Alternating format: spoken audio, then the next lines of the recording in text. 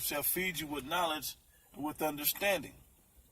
That's the point. I'm going to read it again. Jeremiah chapter 3, verse 15. And I will give you pastors according to mine heart, to the Most High's mind.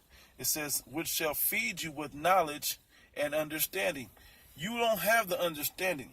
It was given to his pastors according to his own heart, to his own mind. And guess what? Whether you like it or not, baby, guess what? It's the men of Great Millstone to teach this doctrine. And 100% truth. And those with the same doctrine.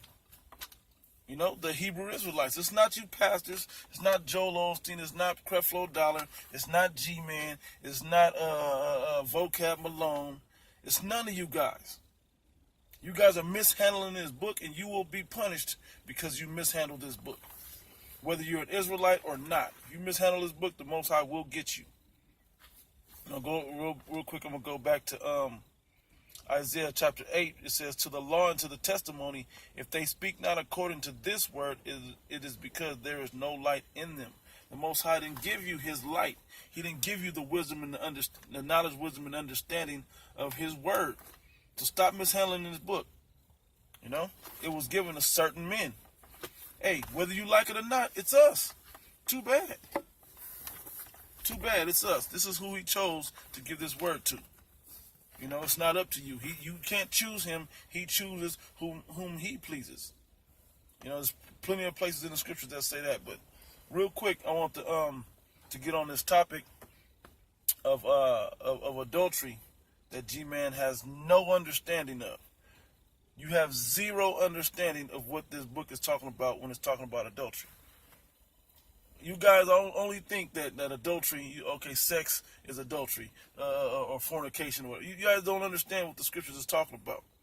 Having sex with a woman isn't adultery because it has to be consummated, which makes it a marriage. So I'm gonna get the scriptures on it before I even go too far. Let me get the scriptures on. Let me go to this first, because he even brought up, dude, it's crazy, man. He even brought up Abraham. Hagar, however you want to say her name, and Sarah. Now, this is the law. I'm gonna get the law on marriage, right? Let me get to the point.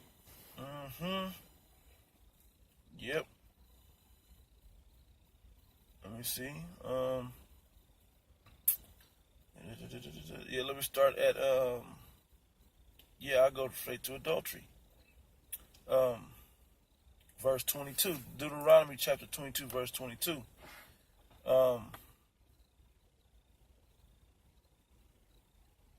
Yep.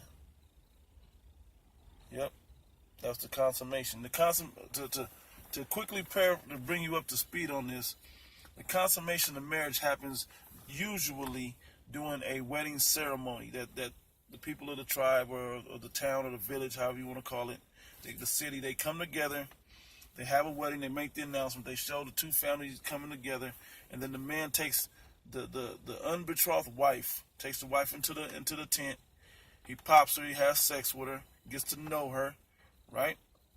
And then the cloth that the father provided from the daughter's family, he wipes that cherry that he popped, you know, tokens of her virginity. Wipe that on there. After he's done, come out, show the cloth, boom. That's the weddings. It's right there. The blood mean, you know, or that red substance, that cherry substance is on there, right? To prove that she was sealed up previously. If that be there, then the consummate, the marriage is good. They be together. If that is not there, hey, they will take her out and stone her to death. So to fast forward past that part, right? All right, verse 22, Deuteronomy 22 and 22, it says, if a man be found lying with a woman married to an husband, meaning she already consummated marriage to another man, this is adultery. It's about to tell you this. And then both shall, then they shall both of them die, because that is adultery. It says, woman, it said both the man that lay with the woman and the woman, so shalt thou put away evil from Israel. Right? That's why. because that's adultery. He went into another man's wife. That's in the 20. Let me go in there. Deuteronomy 20. That's in the 10. The laws of the 10. You go over here to this precept right quick, and I'm just doing this. This is all freestyle, man. You know, once the Spirit gives you something, man, gives you this the way to understand this Bible, it's simple to you. You don't have to go and study deep. Now we do here at Great Millstone. We're taught to go deep and study deep, you know. But this is such an easy topic that any brother could pick this up and just do it. I'm gonna jump straight to the point. 17. This is Exodus chapter 20, and matter of fact, I'm gonna start at 14. Yeah, it says, "Thou shalt not commit adultery." Now that's twofold adultery, right? Adultery is is joining into another god. You know, like believing in another god, put another god before the Most High, Yahweh. You shouldn't even be worshiping no other gods, no other idols. Only Yahweh, the Most High God. And it's for the Israelites. These other nations could have their gods. We, as an Israelite, as a so-called Negro, Latino, and Native American, it's only about Yahweh, no one else. By Hashem Yahushua, through his son Yahushua, who you ignorantly call Jesus Christ, right? It says, get to it. It says, thou shalt, this is verse 14, it says, "Thou shalt not commit adultery, thou shalt not steal, thou shalt not bear false witness against thy neighbor." Verse 17, it says, "Thou shalt not covet thy neighbor's house, thou shalt not covet thy neighbor's wife." That's going into that. Whether the adultery part is taking her, but when you want her, that's sin also. You shouldn't want your neighbor's anything. You know, that's adultery. That's another form of adultery, spiritual adultery against the Most High with another God, and physical adultery by committing the sexual acts with a woman that's already married. Now we got to go back to Deuteronomy right quick. So back in Deuteronomy 22nd chapter, it says, verse 22, it says, "If a man be found lying with a woman, married to an husband, then shall they both of them die." Why? Because they've committed adultery. It said, "Both the man that lay with the woman and the woman, so shall thou put away evil from Israel," from amongst our people. We don't do that. We don't go into somebody else. We don't covet another man's house, another man's wife. We don't do that. It said, "If a damsel be a virgin," here's the difference. If a damsel be a virgin, if a damsel that is a virgin be betrothed to an husband, and the man find her in the city and lie with her, then shall they bring them both out into the gate of that city, and they shall stone them with stones that they die. Why? They didn't even know they didn't consummate it. That she hadn't consummated with her original husband, but she was promised, betrothed, engaged to another man. That's adultery. You don't do that, right? That's adultery. You know, what happened with Hajar was Hajar didn't have a husband. You know, or Hagar. You know, she didn't have a husband already. She was Sarah's handmaid. So I'm going to keep going. Then I'm going to get to the point. Yep, it says I'm going to start back at the 24. It says, "Then shall they bring them both out into the gate of that city, and ye shall stone them with stones that they die. The damsel, because she cried not, being in the city, and the man, because he hath humbled his neighbor's wife." That's in the Ten Commandments. He humbled his neighbor's wife. Even though they hadn't consummated it, she was betrothed or promised or engaged to another man. That is now that man's property. Once the engagement part happens, once the agreement of the fathers say, okay, this is the two of us coming together. But that's not what happened with Abraham and Hagar. Right? It says, "Because he hath humbled his neighbor's wife, so that thou shalt put away evil from among you. But if a man find a betrothed damsel in the field, and the man force her and lie with her, then only the man that lay with her shall die." And it even goes on to the point, let me get down to that point right quick, that if she didn't have a husband,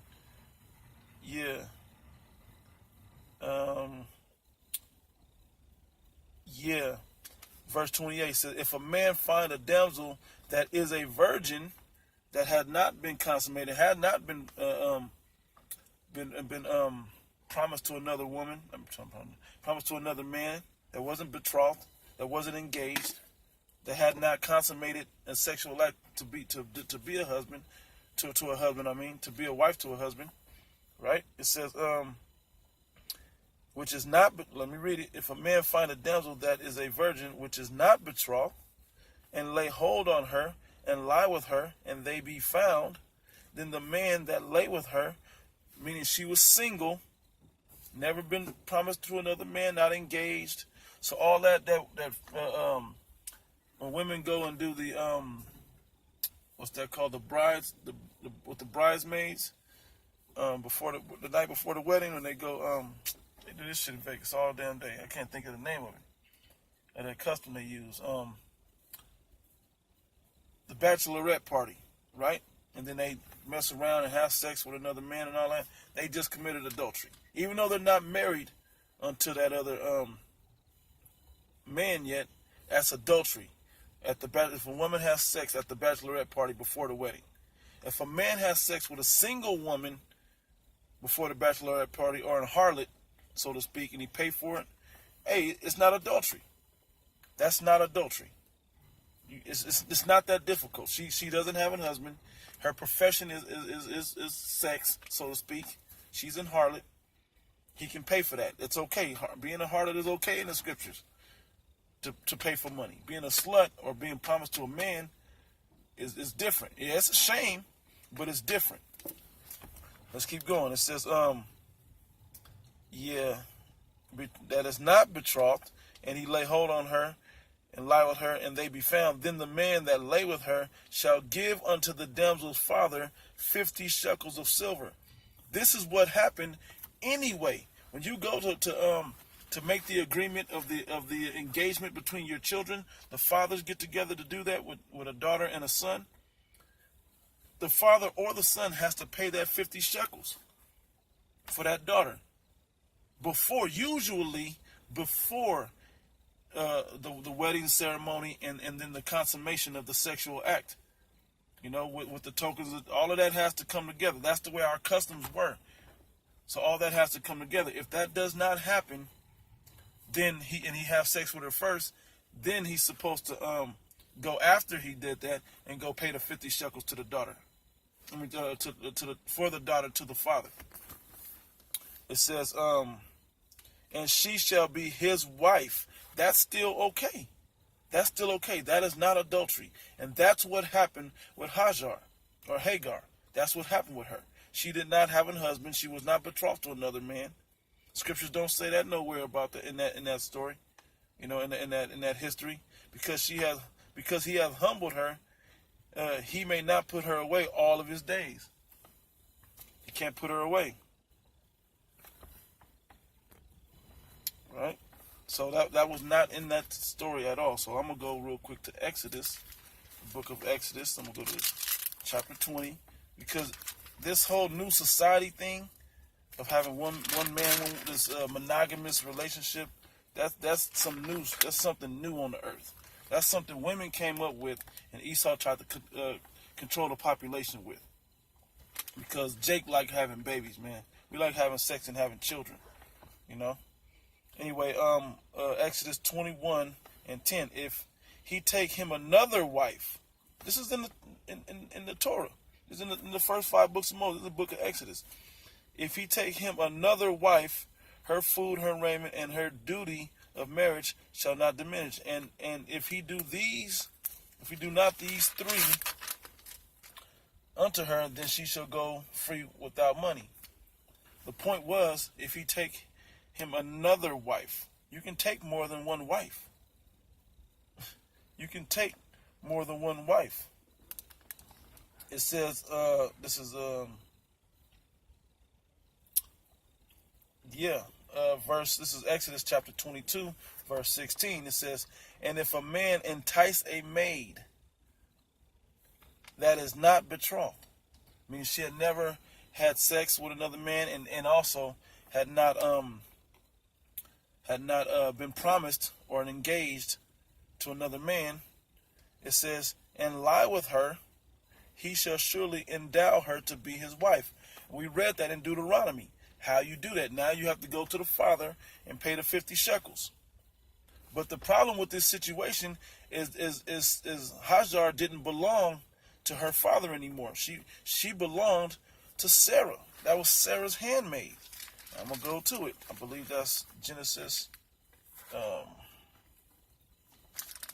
like around 17, something like that. Let me find where it's at exactly. Don't quote me. Let me find it. Yep, it's all the way up front. Sword is beat up. Let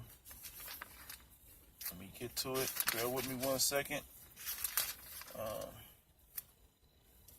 Let's see where we're at. Yeah, the 16th chapter. I'm going to start at 16, Genesis 16 and 1. It says, now Sarah, or Sarai, before she got the blessing of Sarah, Abram's wife, bare him no children, and she had an handmaid, an Egyptian, whose name was Hagar, right? It says, and Sarai, which is Sarah, said unto Abram, behold, now the Lord hath restrained me from bearing. I pray thee, the Lord wouldn't give her no children, I pray thee, go in unto my maid, because that she belonged, Hagar belonged to Sarah. That was her property, and that's when it'll come down to Abram to say that. It says, where did it go? Restrain me from bearing, I pray thee, go in unto my maid, that it may be that I may obtain children by her. And the children would belong to Abram and Sarah, not unto Hagar, right? Or Hagar. For y'all that say it that way, right? It says, that I may obtain children by her, as Abram hearkened to the voice of Sarai. And Sarai, Abram's wife, took Hagar, her maid, the Egyptian, after Abram had dwelt 10 years in the land of Canaan, and gave her to her husband, Abram, to be his wife, because she was not betrothed. And then when they had sex, that consummated it, and he impregnated her and came out with Ishmael, right? He went in, it's going to say right here, and he went in unto Hagar, and she conceived, and when she saw that she had conceived, talking about Sarah saw her, her mistress was despised in her eyes. When Hagar got pregnant, Sarai was upset. And it says here, it says